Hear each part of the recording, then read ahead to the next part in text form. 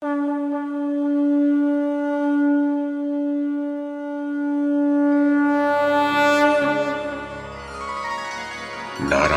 नमस्कृत्य नरं चैव नरोत्तमं देवीं सरस्वतीं व्यासं ततो जयमुदीरयेत्। ओम नमो भगवते वासुदेवाय, ओम नमः पितामहाय, ओम नमः प्रजापतिभ्यः, ओम नमः कृष्णद्वैपायनाय, ओम नमः सर्वविघ्नविनायकेभ्यः। नमस्कार। महाभारत कथा श्रृंखला में आपका स्वागत है। श्रीमन महर्षि वेद व्यास द्वारा रचित महाकाव्य महाभारत को एक कथा श्रृंखला के रूप में प्रस्तुत करते हुए पिछली कड़ी में मैंने मूल संस्कृत ग्रंथ के प्रथम पर्व, जो आदि पर्व के नाम से प्रसिद्ध है, उसके 7वें उपपर्व अर्थात संभव पर्व में कही गई देवयानी का ययाति के साथ विवाह की जो कथा है उसे आपको सुनाया था। अब इस कड़ी में इसी संभव पर्व में ययाति से देवयानी और शर्मिष्ठा को पुत्र प्राप्ति की जो कथा कही गई है उसे मैं कमल किशोर आपको सुनाता हूँ।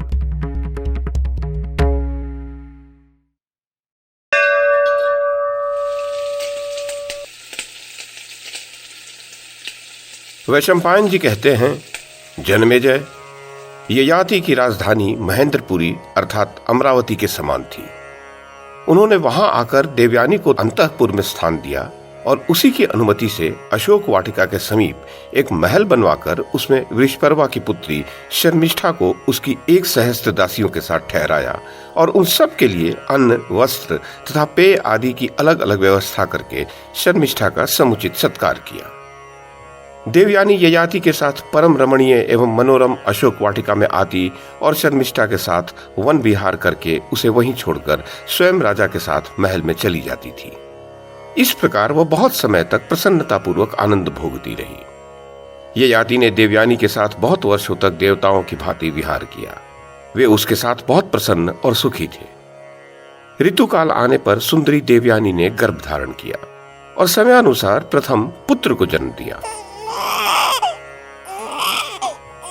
इसी समय 1,000 वर्ष व्यतीत हो जाने पर युवावस्था को प्राप्त हुई वृषपर्वा की पुत्री शर्मिष्ठा ने अपने को रजस्वलावस्था में देखा और चिंतामग्न हो गई। स्नान करके शुद्ध हो समस्त आभूषणों से विभूषित हुई शर्मिष्ठा सुंदर पुष्पों के गुच्छों से भरी अशोक वाटिका का आश्रय लिए खड़ी थी। दर्पण में अपना मुख देखकर उसके मन में पति के दर्शन की लालसा जाग उठी और वह शोक एवं मोह से युक्त हो बोली, हे अशोक वृक्ष, जिनका हृदय शोक में डूबा हुआ है, उन सब के शोक को तुम दूर करने वाले हो। इस समय मुझे प्रीतम का दर्शन कराकर अपने ही जैसे नाम वाली बना दो। मुझे ऋतुकाल प्राप्त हो गया, किंतु अभी तक मैंने पति का वर्ण नहीं किया है। यह कैसी परिस्थिति आ गई? अब क्या करना चाहिए अथवा क्या करने से पुण्य होगा? देवयानी तो पुत्रवती हो गई, किंतु मुझे जो यौवन मिला है वह व्यर्थ जा रहा है। जिस प्रकार उसने पति का वर्ण किया है उसी प्रकार मैं भी उन्हीं महाराज को क्यों न पति के रूप में वर्ण कर लूं। मेरे याचना करने पर राजा मुझे पुत्र रूप फल दे सकते हैं, इस बात का मुझे पूरा विश्वास है। परंतु क्या वे धर्मात्मा नरेश इस समय मुझे एकांत में दर्शन देंगे? शर्मिष्ठा इस प्रकार विचार कर ही रही थी कि राजा ययाति उसी समय दैववश महल से बाहर निकले और अशोक वाटिका के निकट शर्मिष्ठा को देखकर ठहर गए। मनोहर हास वाली शर्मिष्ठा ने उन्हें एकांत में अकेला देख आगे बढ़कर उनकी अगवानी की तथा हाथ जोड़कर राजा से कहा, नहुष नंदन, चंद्रमा, इंद्र, विष्णु, यम, वरुण तथा आपके महल में कौन ऐसा व्यक्ति है जो किसी स्त्री की ओर दृष्टि डाल सकता है? मैं अतः यहाँ सर्वत्र सुरक्षित हूँ। महाराज, मेरे रूप, कुल और शील कैसे हैं ये तो आप सदा से ही जानते हैं। मैं आज आपको प्रसन्न करके ये प्रार्थना करती हूँ कि मुझे ऋतु दान दीजिए, मेरे ऋतुकाल को सफल बनाइए।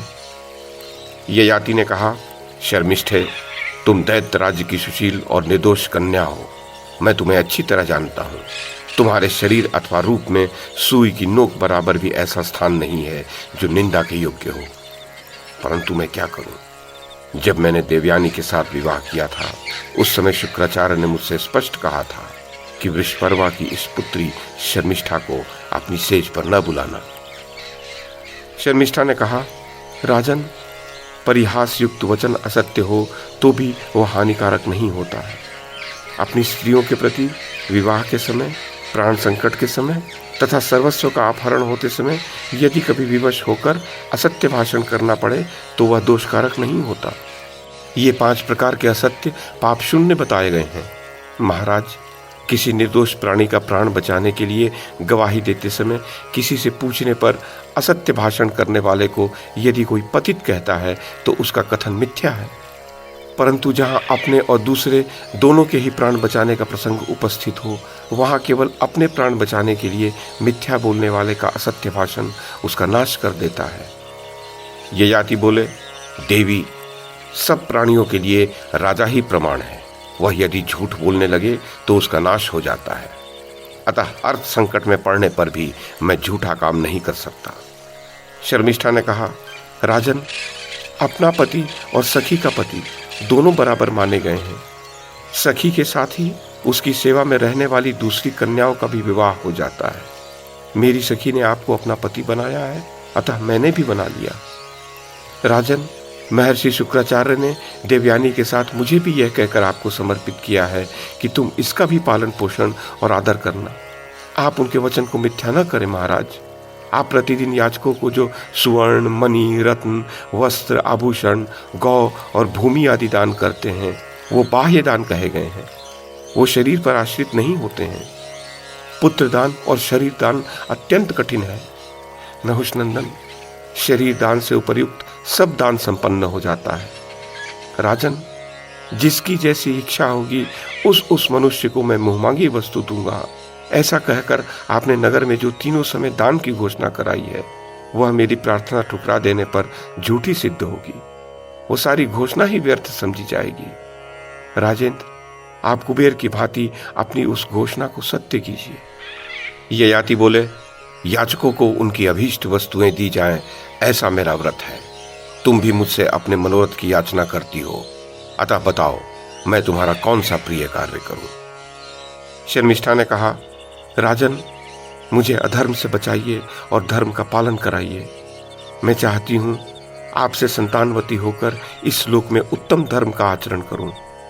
महाराज, 3 व्यक्ति धन के अधिकारी नहीं होते हैं, पत्नी, दास और पुत्र। वे जो धन प्राप्त करते हैं वह उसी का होता है जिसके अधिकार में वो होते हैं, अर्थात पत्नी के धन पर पति का, सेवक के धन पर स्वामी का और पुत्र के धन पर पिता का अधिकार होता है। मैं देवयानी की सेविका हूं और वह आपके अधीन है, अतः राजन, वह और मैं दोनों ही आपके सेवन करने योग्य हैं, अतः मेरा सेवन कीजिए। वैशंपायन जी कहते हैं, शर्मिष्ठा के ऐसा कहने पर राजा ने उसकी बातों को ठीक समझा। उन्होंने शर्मिष्ठा का सत्कार किया और धर्मानुसार उसे अपनी भार्या बनाया। फिर शर्मिष्ठा के साथ समागम किया और इच्छानुसार काम उपभोग करके एक दूसरे का आदर सत्कार करने के पश्चात दोनों जैसे आए थे वैसे ही अपने अपने स्थान पर चले गए। सुंदर भौं और मनोहर मुस्कान वाली शर्मिष्ठा ने उस समागम में नृपश्रेष्ठ ययाति से पहले पहल गर्भ धारण किया। जनमेजय, तदनंतर समय आने पर कमल के समान नेत्रों वाली शर्मिष्ठा ने देव बालक जैसे सुंदर एक कमल नयन कुमार को उत्पन्न किया।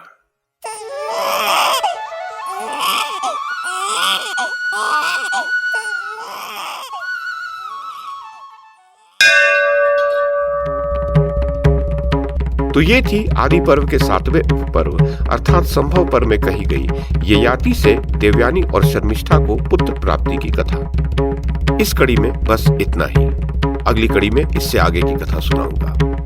YouTube के माध्यम से महाभारत की कथा को एक श्रृंखला के रूप में प्रस्तुत करने का हमारा ये प्रयास यदि आपको सराहनीय लगा हो तो कृपया इस कड़ी को लाइक और शेयर करें, चैनल को सब्सक्राइब करें और बेल आइकन को दबाएं। साथ में अन्य लोगों को भी देखने के लिए प्रेरित करें। धन्यवाद और नमस्कार।